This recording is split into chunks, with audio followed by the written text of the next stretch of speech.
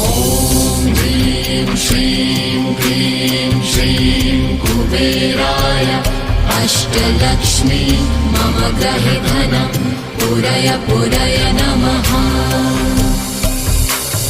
ॐ ह्रीं श्रीं क्लीं श्रीं कुबेराय अष्टलक्ष्मी मम गृहे धनं पुरय पुरय नमः।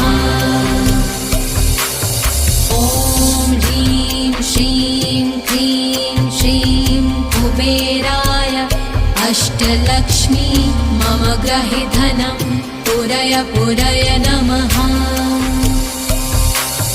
ॐ ह्रीं श्रीं क्लीं श्रीं कुबेराय अष्टलक्ष्मी मम गृहे धनं पुरय पुरय नमः।